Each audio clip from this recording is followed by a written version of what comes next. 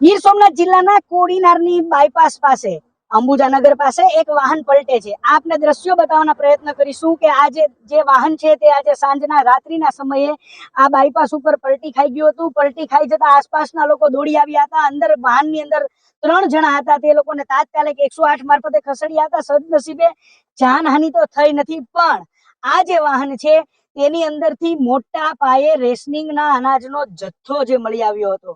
આ જે રેશનિંગનો જથ્થો હતો, શંકાસ્પદ રેશનિંગનો જથ્થો, આપ દ્રશ્યો જોઈ શકો છો કે જેની અંદર ઘઉં, ચોખા સહિતનો જે રેશનિંગનો જથ્થો હતો, આ જથ્થો હતો। અહીં ક્યાંક ને ક્યાંક આ જથ્થો જોતા લાગે છે કે ગીર સોમનાથ જિલ્લાની અંદર રેશનિંગ માફિયાઓ છે જે બેફામ બની રહ્યા હોય તે રીતની લાગી રહ્યું છે। ત્યારે આ જ જથ્થાને ગણતરીની જ મિનિટોમાં અન્ય વાહનમાં ટ્રાન્સફર કરી અને રેશનિંગ માફિયાઓ દ્વારા અહીંથી ખસેડવામાં આવ્યો છે।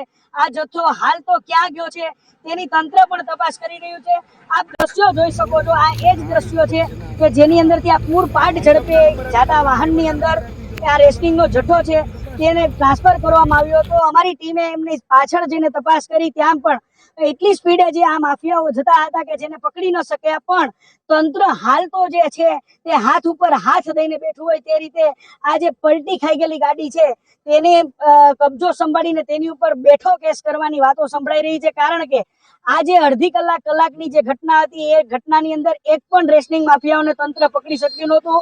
અને જોવાની ખૂબી તો એ રહી કે જે 3 જણાને અહીંથી સારવાર માટે ખસેડ્યા હતા તે પણ અમારી ટીમે તપાસ કરતા જાણવા મળ્યું કે હોસ્પિટલેથી રજા લઈને નાસી છૂટ્યા છે। ત્યારે હવે જે છે ગીર સોમનાથ જિલ્લાની અંદર ચાલતા રેશનિંગના કાળા કારોબાર ઉપર તંત્ર કઈ રીતની કાર્યવાહી કરશે તે જોવું રહ્યું છે। લોકોના, ગરીબોના મુખ્ય જતું અનાજ જે બારોબાર પગ પેસારો કરી જાય। બીજી એક અમને સૂત્રોમાંથી મળતી માહિતી મુજબ આ જે તમામ જથ્થો છે તે એક ડોળાસા વિસ્તારમાંથી આવતો હતો અને પ્રાંતિજ વિસ્તારની અંદર કોઈ મોટા રેશનિંગના માથાને ત્યાં ઠલવવાનો હતો। આ સમગ્ર વિગત જ્યારે જાણવા મળી છે, હાલ તો અમે આ વિગતોની પુષ્ટિ નથી કરતા, પણ અમને જે પ્રમાણે સૂત્રોમાંથી માહિતી મળી તે પ્રમાણે અમે આ વિડીયોની અંદર આપને બતાવવાનો પ્રયત્ન કરીશું। હવે તો તંત્ર શું કાર્યવાહી કરે તેના ઉપર તમામ લોકોની છે જે મીટ મંડાઈ રહી છે।